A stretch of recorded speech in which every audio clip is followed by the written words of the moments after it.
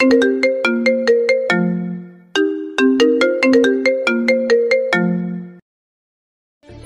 Boring ভাবটা দূর করার জন্য বক্সের মধ্যে ফুল সাউন্ড দিয়ে গান শুনছিলাম আর মনের সুখে নাচতেছিলাম। হঠাৎ কে জানি বেলকনিতে ঢিল দিল। আমি বক্সের সাউন্ড কমিয়ে বেলকনিতে গেলাম। দেখি অনেক বড়সড় একটা ইটের কণা কারো মাথায় পড়লে সে এতক্ষণে শেষ ছিল। আমি বাইরে তাকিয়ে দেখি পাশের বাড়ির ছাদ থেকে একটা মেয়ে দাঁড়িয়ে আছে, আমার দিকে তাকিয়ে আছে কেমন একটা রাগী ভাব নিয়ে। আমি জোরে বললাম, ঢিল দিয়েছে কে জানেন? জানি। কে? আমি। সাহস কত বড় দেখছেন? নিজে ঢিল মেরে আবার কি করে বলে আমি ঢিল মারছি।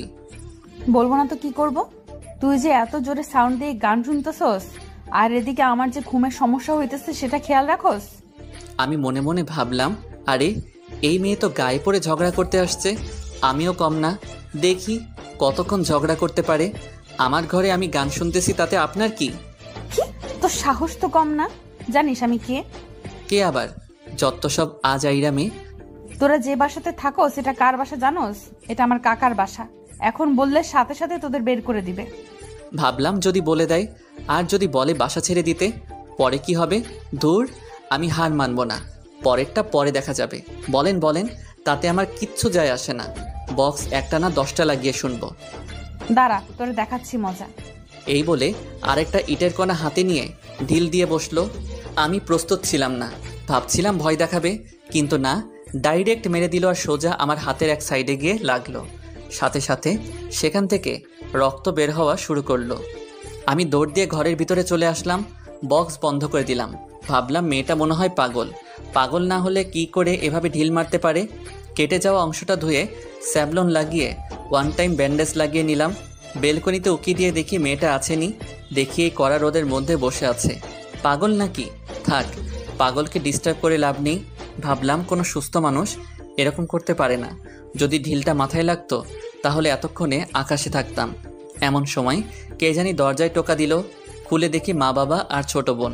মা আমার হাতে ব্যান্ডেজ দেখে বলল, কি রে, তোর হাতে ব্যান্ডেজ কেন? আরে দরজার একটু আঁচড় লাগছে। ভালো হয়েছে, খুশি হয়েছি। আমার বোনের নাম মরিয়ম, মার নাম আসমা, আব্বার নাম আব্দুল হাসান। আমি মরে গেলেও তো তুই খুশি হবি। হয়েছে, চুপ কর, এখন ঘরে ঢোক। দরজা খুলে আমার ঘরে চলে আসলাম। এসে শুয়ে রইলাম। আসলে আমরা এই বাড়িতে নতুন উঠছি। আমাদের আসল বাড়ি নরসিংদী। আমি হয়েছি ঢাকায় ছোটবেলা থেকে। ঢাকায় কিন্তু সমস্যা হলো, কোনো বাসা আর এলাকা স্থায়ীভাবে হলো না। আমার এই 22 বছরে মনে হয় 10 বার বাসা চেঞ্জ করছে আব্বাই। এইবারও তাই হয়েছে। আমার আব্বা একজন উকিল, সে অনুযায়ী সবাই সম্মান করে। গত দুদিন আগে এই বাসায় উঠছি আমরা। আজকে সকালে নতুন বাসার কিছু কেনাকাটার জন্য তারা বাজারে গিয়েছিল। সকাল থেকে একা, তাই একটু গান শুনছিলাম। তারপরও এই কাহিনী। বেলকনিতে থেকে উকি দিয়ে দেখি মেয়েটা নাই। মেয়েটাকে মনে হলো আমার থেকে বড়। মরিয়ম এসে দরজায় টোকা দিল আর বলল, ভাই, মা ডাকতেছে, খেয়ে যাইতি। তুই যা, আমি আসতেছি। খেয়ে দিয়ে দিলাম এক ঘুম। ঘুম থেকে উঠে বিকালে বের হলাম। একটা সিগারেট না খাইলে হবে না। এলাকার এক চিপার চায়ের দোকানে গিয়ে বসলাম। একটা চা আর একটা বেনসন খাইলাম। শরীরটা চাঙ্গা হয়ে গেল। সন্ধ্যায় বাসায় এসে পড়াতে বসলাম। পরদিন সকালে কলেজে যাওয়ার জন্য বের হলাম। রিকশার জন্য দাঁড়িয়ে রইলাম বাসার নিচে। পাশের বাসা থেকে একটা মেয়ে বের হলো। আমি আর চোখে তাকিয়ে অবাক হয়ে গেলাম। আরে এ তো ওই মেয়েটা। আমি না দেখার ভান করে দাঁড়িয়ে রইলাম। কে জানি আমাকে ডাক দিল। মনে হলো মেয়েটা। মনে হয় গতকালকের ঘটনার জন্য মাপ চাইবে। ওই দেখে যা। আমাকে ডাকছেন? হুম। আমি কাছে গিয়ে দাঁড়ালাম। মেয়েটি বলল, গতকাল কি তুই ফুল সাউন্ড দিয়ে গান শুনছিলি? আমি মনে মনে ভাবলাম, এখন যদি বলি আমি, তাহলে আবার মাইর দিবে নাকি? তার চেয়ে ভালো না করে দেই। না, আমার তো মোবাইলই নাই, গান তো দূরের কথা। মিথ্যা বলবি না। মোবাইল যদি পাই, মোবাইল কিন্তু আমার। না মানে মোবাইল আছে, কিন্তু গান আমি শুনি নাই, সত্যি বলছি। মিথ্যা কথা বলার আর জায়গা পাস না। আমার স্পষ্ট খেয়াল আছে তুই ছিলি এটা। সত্যি বলছি আপু। থাবড়াইয়া সবগুলো দাঁত ফালায় দিব আবার মিথ্যা বললে। সরি আপু, মাফ করে দেন। নেক্সট টাইম যদি এরকম জোরে সাউন্ড দিয়ে গান শুনোস তাহলে তোর খবর আছে। চর খাওয়ার আগে ভাগ। আমি সেখান থেকে রিক্সা নিয়ে চলে আসলাম। ভাবলাম মাপ চাইবে, কিন্তু হলো কি, আমি মাপ চেয়ে কুল পাই না। দূর, এসব আলতু ফালতু মেয়েদের থেকে দূরে থাকাই ভালো। কলেজ থেকে এসে লিফটের জন্য ওয়েট করতেছি। আমাদের ফ্ল্যাট হলো 6 তলায়। তখনই বাড়ির মালিকের ছেলের সাথে দেখা হলো। ওনার নাম নিলয়। নিলয় ভাই বলল, সাকিব, কি খবর? সরি, আমার নাম সাকিব, বলতে ভুলে গেছি। এই তো ভাই, আলহামদুলিল্লাহ ভালো। আপনার? ভালো। কোথায় গিয়েছিলে? কলেজে। তুমি জানি কোন ইয়ারে? Second year. ভালো করে পড়াশুনো করো। জি ভাই। তুমি বলে জুড়ে সাউন্ড দিয়ে গান শোনো। আরে ভাই, তেমন কিছু না, একটু শুনছিলাম। গান শোনো ঠিক আছে, কিন্তু সাউন্ড কমিয়ে শোনো। পাশের বাড়ি থেকে কমপ্লেন দিয়েছে আমার কাছে। ওকে ভাই। ওকে, যাও তাহলে। আমি রুমে চলে আসলাম। ভাবলাম কি আজব মেয়ে রে বাবা, নিজে কতক্ষণ বকলে আবার বাড়িওয়ালার কাছে বিচার দিল, আবার আমার হাতও ঢিল দিয়ে কেটে ফেললো। এসব ফালতু মেয়েদের থেকে দূরে থাকাই ভালো। আমি পাশের বাড়ির ছাদে তাকিয়ে অবাক হয়ে গেলাম। দেখি ওই মেয়েটা মনের সুখে সিগারেট টানতেছে। আমি মোবাইল দিয়ে ছবি তুলে নিলাম। ভাবলাম পরে ব্ল্যাকমেল করে কোনো মাইরের জায়গা থেকে বাঁচা যাবে। আমি বেলকনিতে গিয়ে কানে হেডফোন লাগিয়ে গান শুনতে লাগলাম আর মেয়েটাকে দেখতে লাগলাম কি করে। বেলকনিতে গিয়ে আমাকে দেখে সিগারেট খাওয়া বন্ধ করে ফেলে। আমাকে লক্ষ্য করে বলল, কিরে, তুই সারাদিন ব্যালকনিতে কি করস? আমি কান থেকে হেডফোন খুলে বললাম, সারাদিন বেলকনিতে মানে? মাত্রই তো আসলাম, আর আমাদের বেলকনিতে আমি আসবো না? না, তুই আসবি না। কেন আসবো না? ভাড়া দিয়ে থাকি না? আমার মুখের উপর তর্ক করস? তর্কের কি আছে? আমাদের বেলকনিতে আমি আসবো না তো কে আসবে? যত সব আজাইরা কথাবার্তা। আপনার নামে বাড়িওয়ালার কাছে বিচার দিব। আমি আজাইরা কথাবার্তা বলি? হুম। তো সাহস দেখে আমি অবাক হয়ে যাচ্ছি। তোরে যদি আমি এ বাসা থেকে বের না করি তাহলে আমার নাম সুবর্ণা না। তাহলে মেয়েটির নাম সুবর্ণা। যাই হোক, নামটা পছন্দ হয়েছে। আপনি বালডা ফালাইবেন। আমি বকা দিয়ে সাথে সাথে মুখে হাত দিয়ে বসলাম। কি বললি তুই? কিছু না, বলছি আপনার নামটা অনেক কিউট। ফয়সলামি করস? তুই ভুলে যাস না আমি তোর থেকে বড়। জানি আপু। যা ভেতরে যা, ব্যালকনিতে যেতে না দেখি। ওকে আপু। এই বলে আমি ভিতরে চলে আসলাম। আসলে ওদের বাড়িটা 5 তলা, কিন্তু আমরা থাকি 6 তলা, যার কারণে ওদের ছাদ আমার বেলকনির সমান সমান হয়। আমি বিকালে বের হলাম, একটা চিপা বিচারতাছি সেখানে শান্তিমতো সিগারেটটা খাওয়া যাবে। অবশেষে মনে হলো পাইছি। আমি সোজা চিপাই ঢুকে গেলাম। গিয়ে যা দেখলাম সেটা দেখার জন্য আমি মোটেও প্রস্তুত ছিলাম না। দেখি সুবর্ণা আরেকটা মেয়ে বসে আছে, তারা মনের সুখে সিগারেট টানতেছে।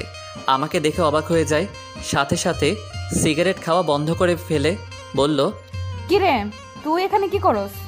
তেমন কিছু না আপু, এলাকাটা একটু ঘুরে দেখছিলাম। এলাকা ঘুরবি ভালো কথা, কিন্তু তুই এই চিপাই কেন? আমি ভাবছিলাম এখান দিয়ে কোনো রাস্তা আছে। আমার তো বিশ্বাস হয় না। এই সাদিয়া ওরে চেক করতো। সাদিয়া চেক করে আমার কাছ থেকে একটা বেনসন পেল। বেনসনটা নিয়ে সুবর্ণার কাছে দিল। সুবর্ণা বলল, আমিও ভাবছিলাম তুই কি করে এত সাধু হতে পারস। আসলে আপু, এইটা আমার না, ওই সামনে আমার এক বন্ধুর জন্য কিনছিলাম। চুপ, একদম চুপ। এত মিথ্যা কথা তুই কোথা থেকে বলস? সরি আপু। তুই যে সিগারেট খাস এটা সোজা তোর বাপের কাছে বিচার যাইবে। কিন্তু আপনিও তো খান। আমার সাথে থোট তুলনা? হুম। এখন বিচার না দিতে পারি একটা শর্তে। কি? আমাদের দুজনকে তোর খাওয়াতে হবে। আমি এই ফাঁকে ওই দিন যে ছাদে দাঁড়িয়ে সিগারেট টানছিল ওই ছবিটা সুবর্ণাকে দেখাইলাম। সুবর্ণা দেখে কতক্ষণ হাসলো, তারপর নিজের ফেসবুক প্রোফাইলের ছবিগুলো দেখাইলো। দেখে আমি পুরো অবাক। দেখি সুবর্ণা ওপেনলি সিগারেট মুখে নিয়ে ছবি তুলে ফেসবুকে পোস্ট দিয়েছে। তারপর একটা দুইটা না, অনেকগুলো। আমার মুখের অবস্থা দেখে সুবর্ণা বলল, এখন যাবি নাকি তোর বাপের কাছে যাব? যাইতেছি আপু। আমি দোকান থেকে তাদের জন্য আইসক্রিম নিয়ে গেলাম। আইসক্রিম পেয়ে ওদের আনন্দ আর দেখে কে। এতক্ষণে আমার ওই বেনসনটা ওরা সাবার করে ফেলেছে। আমি বললাম, আপু আমি তাহলে যাই। দাঁড়া, আমিও যাব। সাদিয়া জায়গা, পরে কথা হবে। রাস্তায় রাস্তায় হাঁটতে হাঁটতে আমাকে জিজ্ঞেস করলো, কিরে, তোর নাম কি? সাকিব। কিসে পড়স? অনার্স সেকেন্ড ইয়ারে। ভালো। এতক্ষণে সে আইসক্রিম খেয়ে শেষ করলো আর বলল, শোন, এখন থেকে আমাকে প্রতিদিন একটি করে আইসক্রিম খাওয়াতে হবে, না হলে তোর বাপের কাছে বলে দিব। আমি এমন কথা শুনে অবাক হয়ে দাঁড়িয়ে রইলাম। আমার অবস্থা দেখে সুবর্ণা হেসে শেষ। আমি তার হাসির দিকে অবাক হয়ে তাকিয়ে রইলাম। এটা কোনো মেয়ে হাসছে নাকি কোনো পরী হাসছে সেটাই ধরা মুশকিল। হাসতে হাসতে বলল, আরে মজা করছিলাম। মজা তো করবেনি, এখন একটা দোষ পাইছেন না? ওই দেখ তোর বাপ, এখন কিন্তু গিয়ে বলবো। দেখি আব্বা কার সাথে জানি কথা বলতেছে। কিন্তু সুবর্ণা আপু জানলো কি করে? এইটা আমার আব্বা? না আপু প্লিজ বললেন না, আপনি যা বলবেন তাই খাওয়াবো। ভয় পাস না, যা, বলবো না। ধন্যবাদ আপু, আর ভুলেও আপনার সামনে পড়বো না বলে দিলাম এক দৌড়। দৌড়ে বাসায় চলে আসলাম। কিছুক্ষণ পড়ালেখা করলাম। কিছুক্ষণ পর মরিয়ম একটা অঙ্ক নিয়ে আসলো, ওইটা সমাধান করে দিতাম। সে এবার জেএসসি দিবে। আমি তাকে কিছুক্ষণ বুঝাইয়া অঙ্কটা সমাধান করলাম। যাওয়ার সময় বলল, ভাই 100 টাকা দে তো। 100 টাকা দিয়ে কি করবি? দে তুই, মজা খামো। বাইরে জিনিস খাইলে পেটে অসুখ করবে, যা ভাগ। দে ভাই। দাঁড়া, তোর মানি ব্যাগ কই? মানি ব্যাগ আমার টেবিলের উপরে ছিল। ওইখান থেকে মানি ব্যাগ নিয়ে মানি ব্যাগ থেকে 100 টাকার নতুন নোটটা নিয়ে মানি ব্যাগে ঢিল দিয়ে ভেঙচি মেরে চলে গেল। আমি কিছু বলারও টাইম পাই নাই। আমি এশারারের নামাজ পড়ে ফেসবুকিং করছিলাম। এমন সময় মা এলো আর বলল, সাকিব যা তো, মরিয়ম পাশের বাসা সুবর্ণাদের কাছে গেছে। কোন সময় গেছে, এখনো ফিরে আসেনি। যা গিয়ে নিয়ে আয়, ওর কয়দিন পর পরীক্ষা। ওইখানে কি করে? জানি না, কার বলে বার্থডে। ওইখানে যেতে দাও কেন? চিনি না, জানি না। তার এক ক্লাসমেট থাকে ওই বাসায়, আমি যেতে দেই নাই। পরে সুবর্ণা এসে নিয়ে গেছে। সুবর্ণা আবার কে? পাশের বাড়ির বাড়িওয়ালার বড় মেয়ে। আমি যেতে পারবো না। জানা, অনেক রাত হয়ে গেছে। কত তলার? কোন ফ্ল্যাট? 4 তলার বাম পাশের ফ্ল্যাট। যাইতাছি। মা চলে গেল। ওই বাসায় গেলে আবার যদি সুবর্ণার সাথে দেখা হয়, পরে আবার কি জানি হয়। যাই হোক, আমি শরীরে বডি স্প্রে মেরে বের হলাম। পাশের বাড়ির দরজার মধ্যে দিয়ে ঢুকলাম। ভাবলাম সিঁড়ি দিয়ে উঠে যাই। আমি 2 তলায় উঠলাম। খেয়াল করলাম ওপর থেকে কে জানি গান গাইতে গাইতে নিচে নামতেছে। আমাকে পাশ কেটে চলে গেল। মনে মনে ভাবলাম মনে হয় বেঁচে গেছি। এ বাসার সব মেয়ে মনে হয় সুবর্ণার মতোই হবে। এসব মেয়েদের থেকে দূরেই থাকা ভালো। কিন্তু না, মেয়েটি মনে হয় কিছু বলল। এই যে শুনছেন? জি, আমাকে বলছেন? হ্যাঁ আপনাকে। আপনাকে আগে তো এই বাসায় দেখি নাই, এখানে কি করছেন? আমি পাশের বাসায় থাকি। এখানে এসেছি সুবর্ণা আপুদের বাসায়। কিন্তু এই বাসা তো কোনো সুবর্ণা থাকে না। কি বলেন? আমার মতো বলল। 4 তলার বাম পাশের ফ্ল্যাটে থাকে। আপনার মা কিছু জানে না, সুবর্ণরা থাকে এই বাসার পরের বাড়িতে। না, এই বাসায় থাকে। শোনেন, আমি এই বাসায় 10 বছর ধরে থাকছি, আমি জানি না। কিন্তু মা তো বলল, আর আমিও দেখছি সুবর্ণা এই বাসায় থাকে। বললাম না এই বাসায় থাকে না। এখন যদি আপনার উপরে যান তাহলে আপনার নামে কমপ্লেন দিব। আপনি এই বাসায় চুরি করার জন্য ঢুকেছেন। এই মেয়ের এই কথা শুনে আমি কথা বলার ভাষা হারিয়ে ফেলেছি। মেয়েটি বলে কি দেখো, জানতাম মালিক যেমন ভাড়াটিয়ারা তো ওই রকমই হবে। কি বলবো কিছুই বুঝতেছি না। আমি বললাম, যান আপনি গিয়ে বলেন। মেয়েটা আমার হাত ধরে চিৎকার করতে থাকে, চোর ধরেছি, চোর চোর চোর চোর। ছাড়েন আমাকে, ছাড়েন ছাড়েন বলছি। ওপর থেকে এক মেয়ে এসে বলল, মিলি, কি হচ্ছে এখানে? আমি চেয়ে দেখি সুবর্ণা। যাক, মনে হলো বাঁচা গেল। তার মানে শয়তান মেয়েটার নাম মিলি।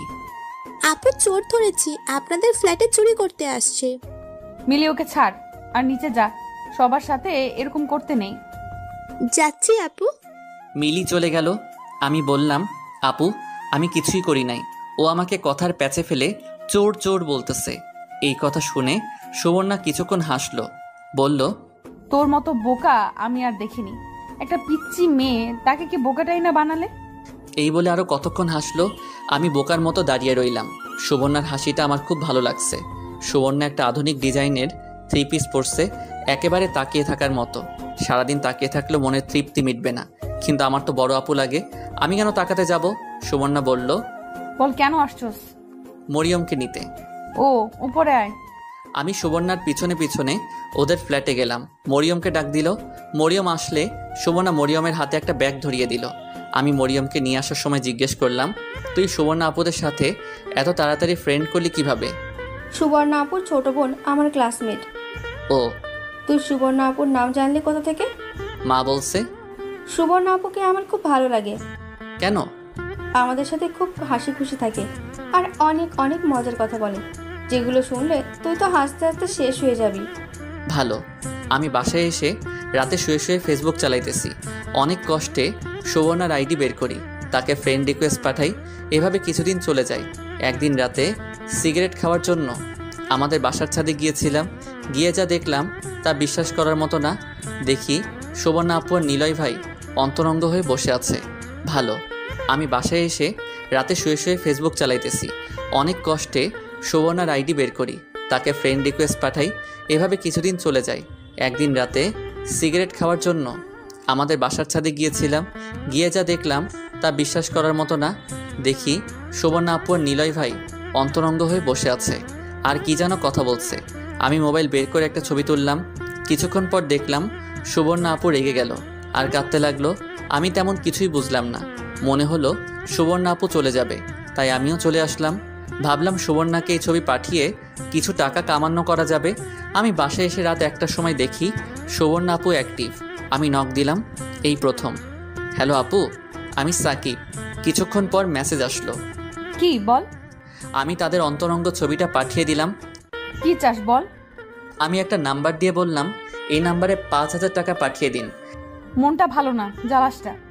এখন আমি কি করব? টাকা দেন, না হলে ছবি ভাইরাল। কিছুক্ষণের মধ্যে দেখি বিকাশ অ্যাকাউন্টে 5,000 টাকা চলে আসলো। আমি বুঝতেই পারছি না কি হচ্ছে। টাকা চেক করে দেখি সত্যি সত্যি টাকা দিয়ে দিছে। আমি বিছানা থেকে উঠে নাচা শুরু করলাম। ভাবলাম সুবর্ণা আপু হয়তো ভালো হয়ে গিয়েছে। এমন সময় আমার মোবাইলে কল আসছে। দেখি সুবর্ণা আপুর নাম্বার।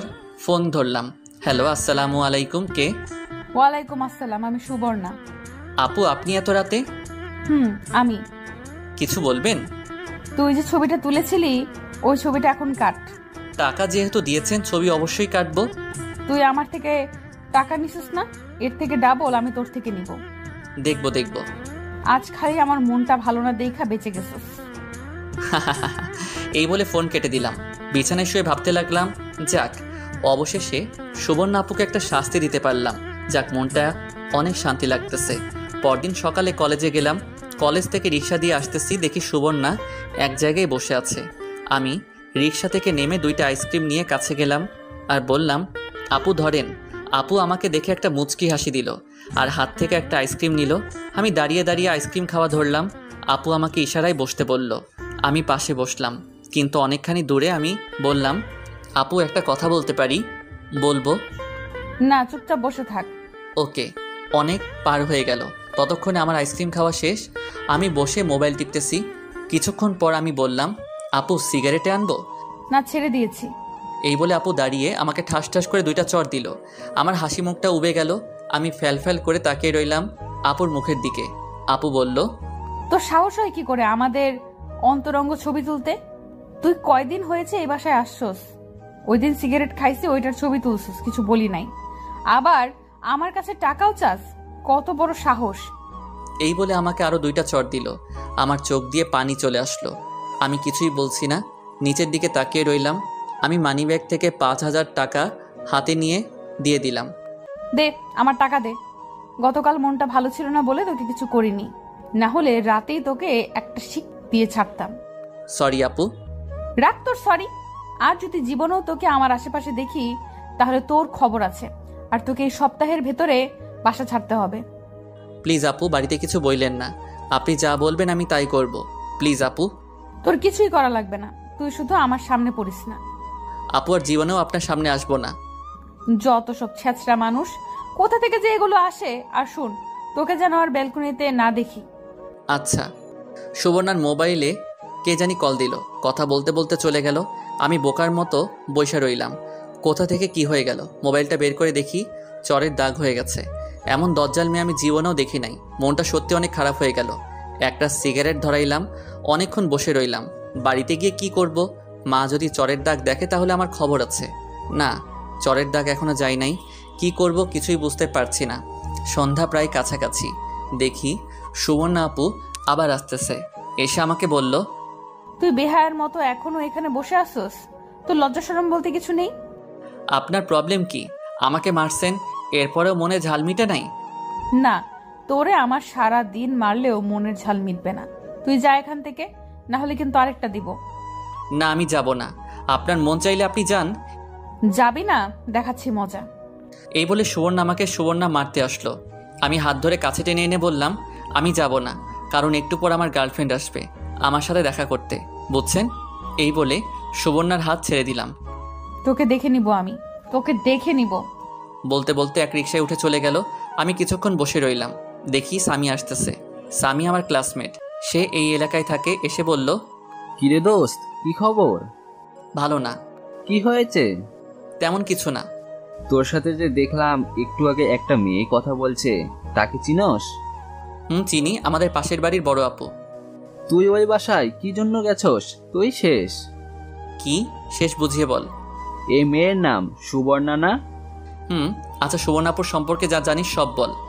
তুই যে বাসায় থাকোস ওই বাসার মালিকের ছেলে কিন্তু নিলয় ভাই। তো নিলয় ভাই সুবর্ণা আপুর ভালো সম্পর্ক ছিল।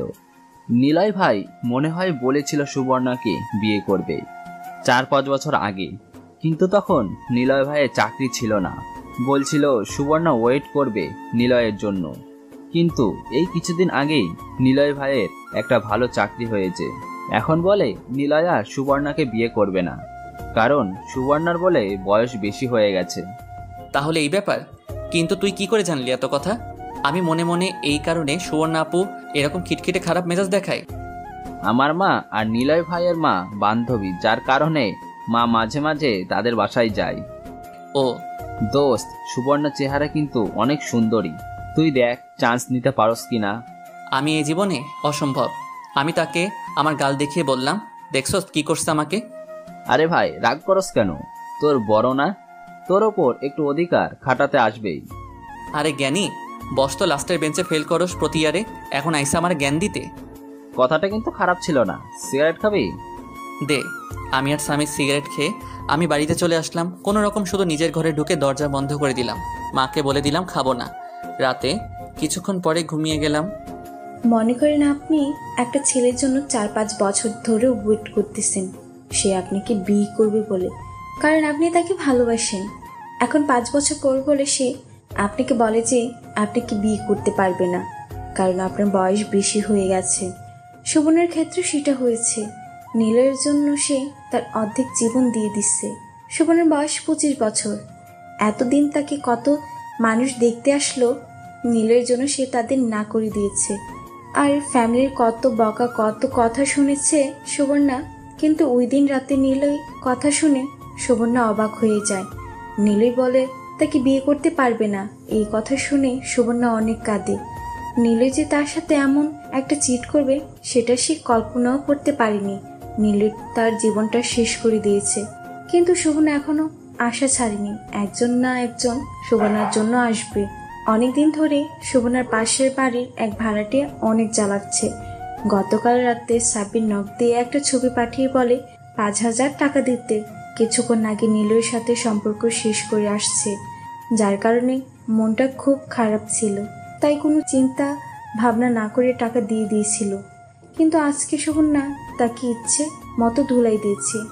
পিচ ছেলে কথা বেশি বলে, আরেকদিন সামনে আসুক আচ্ছা মতো আরও ধুলাই করে দিবে। এমন সময় সুবর্ণার মা ঘরে প্রবেশ করলো। সুবর্ণা খেয়াল করলো তার মার চোখ মুখ রাগে আগুন জ্বলছে। দিলি তো সব শেষ করে? কি শেষ করলাম? এতদিন তুই নিলয়ের জন্য তুই সব শেষ করে দিলি, কোনো লাভ হলো? আর তুই আমাদের মান সম্মান সব শেষ করে দিলি।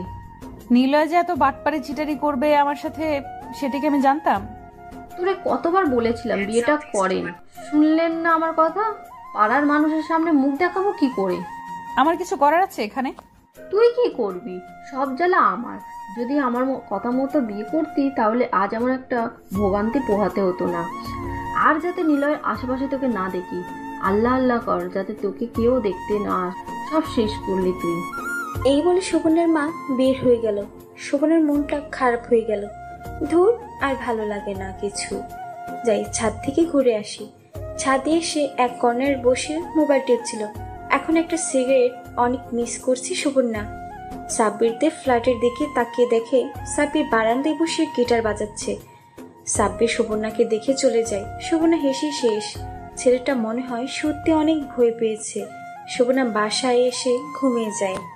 আমি পরদিন সকালে কলেজে গেলাম। কলেজে গিয়ে সামিরের সাথে দেখা। কিরে খবর কি? ভালো, চল ওই জায়গায় বসি। চল। আমি আর সামি একসাথে বসে কথা বলতেছি, এমন সময় দেখি সামির গার্লফ্রেন্ড আসছে, সাথে আরেকটি মেয়ে। আমাকে দেখে সালাম দিল, আমি সালামের উত্তর দিলাম। সামির গার্লফ্রেন্ডের নাম জাকিয়া। জাকিয়া বলল, সামি, এ হলো নাদিরা, আমার কাজিন। সেই কলেজে নতুন আসছে। ভালো। সামি, তোরা কথা বল, আমি যাই। আরে বস না, আমিও তো যাব। ওকে। সামি আর জাকিয়া উঠে চলে গেল। একটু দূরে গিয়ে বসলো। নাদিরা বলল, ভাইয়া বসতে পারি? বসেন। আমার একটু কাজ আছে, আমাকে এখন যেতে হবে। এই সামি, যাই, পরে কথা হবে। আমি রিক্সা দিয়ে বাসায় আসতেছি। এদিক ওদিক তাকিয়ে দেখলাম একটা ব্যাংক।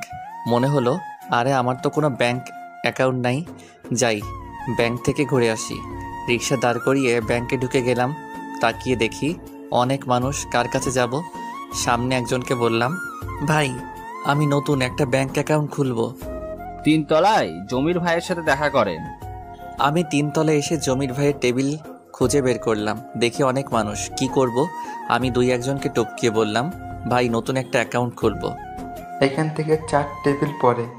আমি 3টা টেবিল পাস করে দেখলাম 4 নাম্বার টেবিলটা অনেক দূরে, কিন্তু টেবিলটা খালি। আমি টেবিলের কাছে গিয়ে একটা চেয়ারে বসে পড়লাম। অনেকক্ষণ হয়ে গেল, কেউ আসছে না। ভাবলাম চলে যাব এমন সময় একটা মেয়ে এসে বলল, কি লাগবে বলেন? আমি তাকিয়ে অবাক না হয়ে পারলাম না। দেখি সুবর্ণা আমার সামনে দাঁড়িয়ে আছে। এখন কি করব? আমি চেয়ার থেকে উঠে চলে আসতে লাগলাম। ওই দাঁড়া, কোথায় যাস? এখানে আয়। আমি আবার কাছে গেলাম, চেয়ারে বসলাম। কি জন্য আসছস? একটা অ্যাকাউন্ট খুলবো, জমির ভাই পাঠাইছে। কার জন্য? আমার জন্য। এই নে ফর্ম, আগামীকাল এটা পূরণ করে নিয়ে আসবি। রাখেন আপনার ফর্ম, আমি আর ব্যাংকের মুখই দেখব না। তোরে বলছি না ফর্ম আনতে? ফর্ম পূরণ করবি, সাথে তোর আইডি কার্ডের ছবি নিয়ে আসবি। ওকে, এখন আমি যাই। এই বলে সোজা আমি বাসায় চলে আসলাম। আগে যদি জানতাম এখানে সুবর্ণা চাকরি করে, তাহলে সেখানে আমি জীবনেও যাইতাম না। এখন সামনে পড়লে আবার একটা ঝামেলা করবে, আর ভুলেও সুবর্ণার সামনে পড়া যাবে না। এভাবে অনেক দিন চলে গেল। একদিন নিলয় ভাই এসে তার বিয়ের কার্ড দিয়ে গেল। দেখি আর 1 সপ্তাহ পর নিলয় ভাইয়ের বিয়ে। সুবর্ণা বেচারি মনে হয় কেঁদে কেঁদে শেষ। ঠিকই আছে, এটা তার প্রাপ্য। আমাকে অনেক জ্বালাইছে। আমি বিকালে বেলকনিতে গিয়ে গিটার বাজাইতেছি। নিচে তাকিয়ে দেখি সুবর্ণা এসেছে। আমাকে লক্ষ্য করে বলল, কিরে কি করিস? গিটার বাজাই। পরে তুই আর ব্যাংকে যাস নাই কেন? আপনি তো বলছিলেন আপনার সামনে না পড়তাম। আরে মজা করছি। মজা করছেন? সামনে পড়লে পরে আবার মারতেন। আরে মারতাম না, তুই নিচে আয়, তোর সাথে এক জায়গায় যাব। না, আমি আপনার সাথে কোথাও যাব না। না গেলে পরে খবর আছে। ভালো হয়েছে, আপনার সাথে কোথাও যাব না। আয় প্লিজ। আসবো একটা শর্তে। কি? আমাকে মারতে পারবেন না। ওকে, মারবো না। আমি রেডি হয়ে নিচে গিয়ে দাঁড়ালাম। দেখি সুবর্ণা আসলো। আমি বললাম, কোথায় যাবেন আপু? চল দেখি কোথায় যেতে পারি। সুবর্ণা রিক্সা ডাক দিতে যাবে। আমি বললাম, আপু আমি রিক্সা দিয়ে যাব না। তো কিভাবে যাবি? হেঁটে যাব। তুই এতখানি রাস্তা হেঁটে যাবি? আচ্ছা, রিক্সা 2টা নেন। আমি তো 2টাই নিতাম। তোর মতো আবালের সাথে কে বসবে? সুবর্ণার এমন কথায় আমার মনের মধ্যে আঘাত লাগলো। আমার হাসি মুখটা কালো হয়ে গেল। কথাটা অন্যভাবে বলতে পারতো, যেমন, ওকে তুই যখন আমার সাথে বসবি না তাহলে 2টাই নেই। এইভাবে কথাটা বলতে পারতো। মনটাই চাচ্ছে সুবর্ণার সাথে কোথাও না যাইতে। সুবর্ণা বলল, কিরে যাবি নাকি? রিক্সায় ওঠ। আমি রিক্সায় উঠলাম। মনটাই চাচ্ছে না কোথাও যাইতে। কিছুক্ষণ চলার পর একটা ফোন আসলো। ধরে দেখি সামি। কিরে তুই কই? কেন? এলাকার পাশে একটা বাগান আছে না, ওইখানে আয়। না রে দোস্ত, আসতে পারবো না। আয় না বেটা, অনেক মজা হবে। আমি আছি, জাকিয়া আছে, নাদিয়াও আছে। না রে দোস্ত, এখন আসতে পারবো না। আমি এক জায়গায় যাইতেছি। তুই কোথায় যাইতাছস? জানি না, একটু পরে ফোন কর। আমি রিক্সা থেকে নেমে সুবর্ণাকে জিজ্ঞেস করলাম, আপু কোথায় যাইতেছেন? কেন? তোকে বলছি না আমার সাথে আসতে? না, বলেন কোথায়? ওই যে সামনের বাগানে। ওকে। সামিকে ফোন দিয়ে বলে দিলাম আমি আসতেছি। তো সেখানে চলে আসলাম। দেখি সামিরা এক জায়গায় বসে আড্ডা দিতেছে। আমি সুবর্ণাকে বললাম, ওই যে আমার বন্ধুরা, আপনি একটু ঘোরেন, আমি তাদের সাথে কথা বলে আসি। না, ওদের সাথে পরে যাস। চল এদিকটা থেকে হেঁটে আসি। প্লিজ আপু, একটু দাঁড়ান, তাহলে আপনিও চলেন। না, আমি যাব না। 2 মিনিটের ভেতর কাজ শেষ কর। ওকে। আমি সামিদের কাছে চাই। সামি বলল, দোস্ত আসতেছ, বস। না রে, সুবর্ণা আপু আসছে। কি বলবি বল। আরে তারে আবার নিয়ে আসতে গেলে কেন? সেই তো আমাকে এখানে নিয়ে আসলো। তারে বল চলে যেতে। পাগল নাকি? পরে আমার খবর আছে। প্লিজ ভাইয়া থাকেন না। নাদিরা ঠিকই বলেছে। না রে দোস্ত, আমি তোদের সাথে পরে দেখা করব। এই বলে আমি চলে আসলাম সুবর্ণার কাছে। সুবর্ণা বলল, চল ওই দিকটায় যাই। ওকে চলেন। তারপর দুজন হেঁটে সামনে গেলাম। দেখি আইসক্রিমের দোকান। আমি সেখান থেকে গিয়ে আইসক্রিম আনলাম, সুবর্ণাকে একটা দিলাম। সুবর্ণা বলল, চল ওইদিকে গিয়ে বসি। ওকে। আমি আর সুবর্ণা গিয়ে বসলাম এক জায়গায়। আমি অনেকখানি দূরে বসলাম। সুবর্ণা বলল, তুই কি আমাকে ভয় পাস? অনেক। ভয় পাবি কেন? আমি কি বাঘ না ভাল্লুক? না, আপনি অনেক রাগী, তাই আপনাকে অনেক ভয় করে। আরে না, হুম আসলে তোকে অনেক মারছি, সেই জন্য সরি। আমি কিছু বলতে যাব, পিছন থেকে নাদিরা বলল, সাকিব ভাইয়া আপনার সাথে কথা ছিল। আমার সাথে? আপু একটু বসেন, আমি আসতেছি। আমি উঠে নাদিরার সাথে গেলাম। কি বলবা বলো? আপনাকে অনেক আগেই বলতে যাচ্ছিলাম এই কথাটা, কিন্তু সাহস হচ্ছিল না। বলেন। আমার আপনাকে ভালো লাগে। আমি এমন কথা শুনে আমি অবাক হয়ে যাই। এই পর্যন্ত আমাকে কেউ বলল না আমাকে ভালো লাগে কিংবা আমাকে পছন্দ করে। আজ এমন কথা শুনে সত্যি অবাক লাগছে, আর নিজেকে সত্যি ভাগ্যবান মনে হচ্ছে। নাদিরা খুব সুন্দরী। আমি মনে মনে এমন একটা মেয়ে চাচ্ছিলাম। আমি বললাম, ভালো। এই প্রথমবার এমন কথা শুনে ভালো লাগছে। প্লিজ আপনার নাম্বারটা দেন। মোবাইল দিয়ে বলল।